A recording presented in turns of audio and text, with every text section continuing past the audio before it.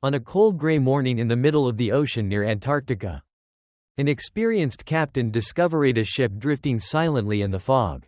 No signal, no flag, but inside, they found people are still sitting eating dinner, playing cards, hugging dogs and sleeping, all dead, from 16 years ago. And when reading the last diary entry left by the late captain, he knows that what they had just stepped into was not just a ship, which is one the tomb is floating.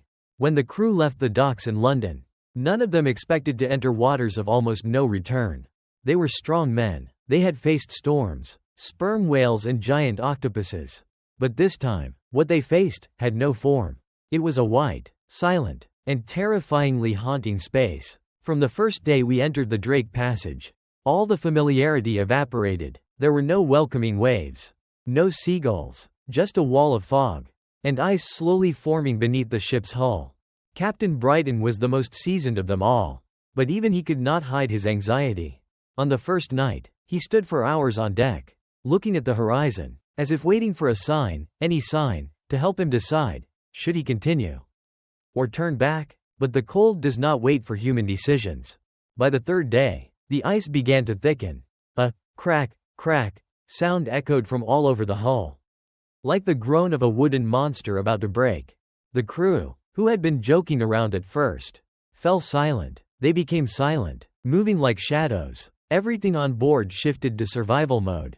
Captain Brighton ordered the coal stove to be kept burning, but even the fire seemed to be fighting in vain against the cold of the Antarctic Ocean. The steam from the man's breath immediately crystallized into ice. A sudden snowstorm swept through on Wednesday night. Waves nearly 6 meters high continuously crashed into the ship's side. Seawater splashed up and immediately froze on the wooden floor, turning the deck into a deadly skating rink. A young sailor named Emery slipped and hit his head on the mast. Blood dripped from his head to the floor, and froze instantly. Captain Brighton had him taken to the medical bay, but he knew in his heart, he wouldn't make it. The next morning, when the sun rose, the entire ship seemed to be submerged in a layer of ice so thick that it could not be broken by human hands. They were trapped in the white ocean. Captain Brighton called all the officers on deck. He said, "We are not weaklings. We are British. We have been through war. We have been through storms. And now, ice." He ordered shifts to chisel ice around the ship's sides, kept the stoves burning 24/7, and rationed food, because if they were stuck here too long, the cold wouldn't kill them, hunger would. Some nights, the wind blowing through the cracks in the wood made strange sounds, like a groan, like a whisper calling each person's name. Some sailors began to talk in their sleep at night. They dreamed of a ship drifting by, empty, but full of voices. They dreamed of their own faces lying dead in the hold. Captain Brighton did not believe in superstition, but one night he dreamed that he was writing in his diary. And the last line was, "The fire is out. There is no hope." He woke up with a start in a cold sweat and heard, the fire in the stove had really gone out. As all hope began to fade, a sudden sound rang out, the sound of waves. Not the sound of ice breaking, but the sound of water, alive, flexible, and making its way. Another storm is coming. Ironically, it is the only chance of survival left. Brighton ordered everyone to get ready. Everyone strapped in, buckled in, and took cover. The storm swept through, and the ice beneath the ship cracked and cracked. The sound of breaking ice was like 100 glasses falling to the stone floor. The next morning, the sea moved again. The ship drifted freely, but the minds of the 28 people on board were no longer free. They have seen ice. They have touched the border between life and death.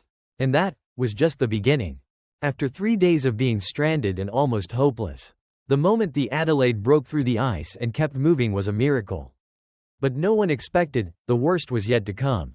Early that morning, the sun was obscured by a thick fog, making the sky look like a cold ash.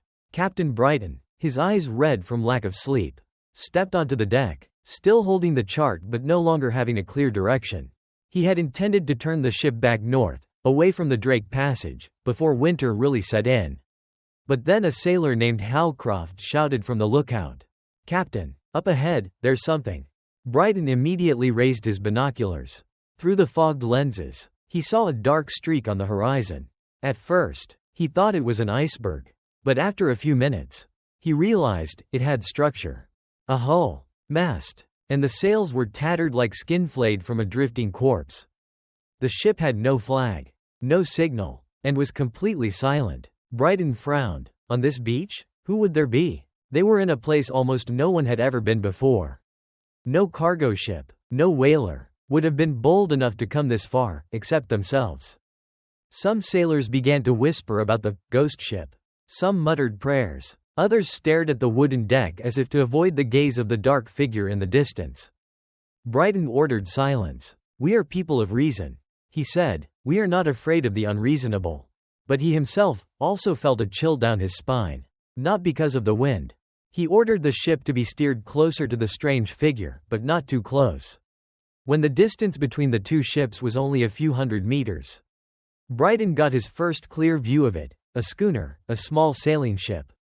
Usually used for carrying light cargo or for commuting. It has an old European style. As if it belongs to a forgotten era. No movement. No one gave a signal. There is no smoke from the chimney. Only the tattered sails swayed in the wind, making a rattling sound like the chains of a captive. Brighton looked around. Some of the sailors were now showing signs of fear.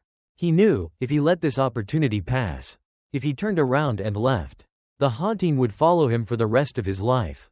"Prepare the lifeboats," he ordered. "Bring provisions, signal lights, knives, oil lamps, and medicine. I will personally approach the ship." 4 volunteered to go along: Howcroft, Banks, Judd, and Edward, the most loyal. The small boat slowly drifted towards the ghost ship. When the distance was only a few meters, they could see through the circular porthole of the below-deck compartment. Movement. A shadow. Very slight movement, like sitting or standing still. Brighton called out, "Hello. We are from the Adelaide. We have supplies." No response. The wind whistled through the sails. The old mast shook like a sigh. Brighton shouted again. Still no answer. Finally, they approached the other ship's hull, tied a temporary anchor line, and climbed up using a rope ladder on the side. As they stepped onto the deck, all 5 of them felt a strange pressure, as if the air here was thicker. Tense. The deck was covered with a thin layer of frost. The faint imprints of old shoes were still visible. A cut rope lay in the middle of the walkway. A dead seagull lay beside the chimney, its eyes still wide open. No one said anything. Brighton gestured toward the captain's cabin. The door was ajar. He knocked. He called. But in the air there was only the rattle of the sails hitting the mast. He pushed the door. Inside was a small, dark room, a wooden table, and one person sat with his back turned. Brighton called, "Captain?" No response. He walked closer, step by step, standing right behind the man. He read the scribbled words on the diary that was still open on the table. "Trapped by icebergs. Despite all efforts, the fire went out last night. No hope remains." Below are the dates. January 17, 1823. 16 years ago. Captain Brighton swallowed, feeling his scalp go numb. He reached out and touched the man lightly on the shoulder. Body, stiff, cold. He turned the other man around and saw a body, perfectly preserved in the bitter cold. Eyes half open, mouth stiff as if in a final whisper. Captain Brighton backed away. The other sailors immediately pulled out their flashlights and ran down the hold to check. They found the bodies frozen in life, a group playing cards. A card dropped in the middle of the table. A woman holding a dog in her arms. Her arms wrapped around the dog's fur as if to keep it warm. A man was ladling soup, and died right at the table. All were frozen at the moment they left life. A silent cemetery floating in the middle of a white ocean. Brighton stepped out onto the deck. His eyes were no longer cold, but filled with deep sadness. "The ghost ship is not a legend," he whispered. "It is real. And now, it has chosen us to tell its story." They left, taking a few pages of their diary with them. And the memories never fade. About the ship that died 16 years ago, but still drifting. Still waiting for someone to listen. And they listened. Amidst the frigid seas and a blanket of white mist, Captain Brighton and 4 of his crew set foot on the deck of a dead ship, but still floating as if some spirit still controlled it. The first feeling as they stepped onto the deck was not fear, but silence. Not the normal silence of an abandoned ship, but a silence, dense. It was oppressive. It forced one's heart to slow down. as if no sound was allowed in this world. Captain Brighton raised his hand to signal absolute silence. Wood creaked beneath their feet. Some of the floorboards were rotten, smelling of damp sea salt and rusted metal. The air reeked of time, the smell of something that had been standing for too long. He handed the oil lamp to Howcroft, who was following behind him. Then the group moved gradually towards the stairs leading down to the lower compartment. The door opened, into a long, narrow, dark hallway with only one way straight. On either side were rows of bedrooms, wooden doors closed, but most were peeling, hinges rusty. Captain Brighton cautiously opened the first door on the right. A small room, 2 bunk beds, a desk, and a man lay curled up in his blanket, his arms wrapped around his body, his eyes wide open staring at the ceiling. Frozen, not decomposed, but completely frozen, still with the same look of horror. Mr. Brighton closed the door. They go on. The next room contained 2 women. One was holding a Bible. The other was kneeling as if praying, but never stood up again. Under the dim light, their skin was as pale as wax. No one in the group spoke. No one dared to breathe loudly. Because now, death had a smell. The smell of oldness, of mold, of a body caught between 2 worlds. They went to the common room. In a large oval room, they saw a round table with 4 men playing cards. The cards were still in their hands. A cup of wine had frozen to ice. One person seemed to smile, a smile frozen forever. Brighton felt like he was stepping into a painting, a scene preserved by some horrible magic. These people did not die like ordinary corpses. They died in the act of living. And so, they look alive. Edward, the youngest sailor, suddenly shouted. Everyone turned around. He stood in front of an iron door. It seemed to be a storage room or a basement entrance. There was someone just standing inside. Edward stammered. I saw a figure behind the little window. Captain Brighton stepped forward and looked through the small window. Empty, but a faint trail of steam lingered on the glass. Inside this compartment, someone, or something, was breathing. Brighton took a deep breath. We open it. The door opened, the hinges creaking. Inside was a food storage compartment. But in the middle of the room, there was a large iron cage. Inside was a dog. No, it was the body of a dog. Stiff, eyes wide open, teeth bared in a snarl.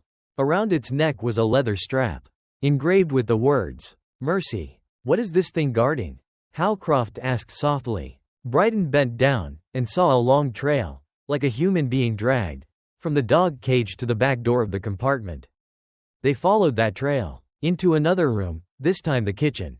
In the dark corner they saw 3 bodies, 2 lying on the table. The third squatting on the ground, mouth wide open, mouth full of ash. Brighton couldn't believe his eyes. Someone ate the ashes. Why? Judd muttered. Have they gone mad? No, replied Howcroft. They have lost all hope. Captain Brighton realized. This ship was not just stuck in ice. They were left behind. No one is looking. No one knew they ever existed. And one by one, they fell in silence. Finally, they reached the engine room, where the main furnace was located. The log entry said, "Fire went out last night." The fireplace was still intact. The wood burned down to a thin layer of ash. And right next to the fireplace, the last body, captain of the ship, leaning against the stove, hands on the diary, head tilted to one side, and a slight smile as if accepting fate. Brighton stepped forward. He bent down and picked up the diary. The last page was written in faded black ink. Day 94. All the windows are covered with ice. We can no longer hear anything outside. The wind is like the whisper of death. I kept the fire burning for 93 days. Today, I can't anymore. If anyone reads this, please tell the world we existed. Don't let us die in vain. Captain Brighton closed his eyes. And he vowed he would bring this story back. Not just as a report, but as a reminder. Out there, the ocean is more than just water, ice, and whales. It also has abandoned dreams. And one day, they might come to you. As Captain Brighton carefully picked up the diary from the deck, the air in the engine room seemed to freeze. Howcroft's oil lamp flickered, its pale yellow light sweeping across the faces of the men who stood in absolute silence. Before them was the body of the man who had written the last lines. And in Brighton's hands was a living testament to the final months on the ship, a thick, Heavy diary. Faded with age. As he turned the first pages, the crooked writing began to tell the whole tragedy. Day 1 depart Portsmouth. Crew 36. Heading for the Drake Passage on a combined survey and whaling trip. Weather fine. The mood is cheerful. The first pages are filled with details of faith, hope, and everyday jokes. The writer, Captain Edward Langton, loved his job, the sea, and life. But then, the words gradually changed tone. 23rd, it's starting to get cold. We see icebergs. The map doesn't mark this area as dangerous. 30th, winds die down. Temperatures drop sharply. Water begins to freeze around the ship. We remain optimistic. Day 35, no more moving. We're stuck, stocked up for 60 days. I think we'll be fine. Brighton swallowed. The crew behind him had begun to gather, each one staring at the log as if it might hold the answer to every unanswered question. Day 49, one of the crew, Thomas, died of pneumonia. We held a funeral on deck. Digged ice to bury him. Ground was deep frozen. Took nearly 6 hours to complete. Day 52, there was a strange noise in the night, like footsteps walking across the cabin. But when I opened the door, there was no one. Brighton looked up at the deck. The noises he had once thought were hallucinations were now confirmed by his own account of them 16 years ago. Day 60, the coal shortage has begun. I asked the whole crew to sleep in the same compartment to save heat. Some people reacted negatively. The air was stuffy. Day 68, the whole ship heard a steady tapping sound on the side of the ship, like someone was tapping it with a metal stick once every minute. The source of the sound could not be found. Brighton shuddered. He remembered clearly, he had heard that same sound the night before, when his ship had just broken free of the ice. Not imaginary. Not an illusion. That's a warning? Day 74, another man lost. The crew's morale is starting to fray. Some say they saw dead men walking on deck at night. I don't believe it, but I also saw a dark figure moving quickly past the window at midnight. Day 80, we no longer use spoons to eat. Each person holds their food in their hands. No one has the energy to argue anymore. Day 83, a man ate wax candles. I forbade it, but he died soon after. His stomach couldn't take it. Day 90, they began to dream of deceased loved ones standing outside on deck, calling them by name, and someone answered. Day 92, someone tried to leave the ship, climbed over the railing, into the white mist. No one stopped them. They accepted. Day 93, I lit the last coal. My hands were shaking so much I couldn't hold the lighter. Little Edward, the only child on board, lit it for me. He was only 12 years old. Brighton was silent. This was the first time he knew there was a child in the group. He looked up at the fireplace, against which Captain Langton's body lay. Behind it was a small picture on the wall, drawn in crayons, a child's scribble. A family, a ship, and a son with a smiling face. Day 94, no one spoke anymore. We sat together but no one looked at each other. Someone started mumbling something, not in English. Day 95, little Edward stopped breathing last night. I couldn't cry. I buried him by the fireplace. Keep his soul warm. Day 96, me left. And 2 people. One of them hasn't opened his eyes since yesterday. The other has been staring at the wall for 12 hours without moving. Day 97, I write these lines with charcoal from the stove. The ink is dry. I feel my body leaving me little by little. Day 98, if anyone finds us, don't be afraid. We don't blame you. We just want to be remembered. Day 99, today, I stop. The last line has no signature. Just a blurry dot, like a tear mixed with ashes. Captain Brighton flipped through the last few pages. Blank. He set the diary down beside Langton's body. He stood up. He nodded slightly, like a promise to the dead man. We will tell it. This story will not be buried. He turned to the crew. Abandon ship. Take the logs. Don't touch anything else. And so they left. As the small boat took them back to the Adelaide, something strange happened. The sky is clear. The water is calm. And in the moment Brighton took one last look at the ghost ship. He saw a figure on the deck, standing, looking at them, face not clear. But he knows. That's Langton, seeing them off. Or is he entrusting the souls of the entire crew to the narrator? And Brighton kept their word. The following year he published the story in London, under the title, The Frozen Souls of Drake. The book caused a stir throughout Europe, and the Drake Passage was no longer seen with the eyes of a road. but it is a grave. And that ship, to this day, has never been located again. As if it only comes out when someone needs to hear a story. The story Captain Brighton heard. And now, you. That ghost ship, with its souls frozen in the ocean, no longer drifts silently. Thanks to Captain Brighton, their story is told. They are no longer names lost to the sea. They are remembered. And thanks to that diary, the world knows that, even in the last moments, the only thing people need is hope and to be heard. It's something we easily forget in the hustle and bustle of life. Sometimes, what we leave behind is not our possessions, but our stories, our memories, our connections with others. So if you're feeling lost, uncertain, or left behind, don't give up. Because who knows? It might be the story you're living will save someone in the future. Clapperboard if you were touched by this story. Please leave a comment in memory of the crew on that ill-fated ship. Speech balloon share your thoughts. What do you think is the scariest, cold death, or oblivion? Thumbs up please press like if you want to hear more strange, creepy but humane stories like this. Push pin and don't forget click to subscribe to the After 0 Hours channel and turn on notifications. Because every week, we'll bring you a new story, from the shadows, from history, or from the life you're living.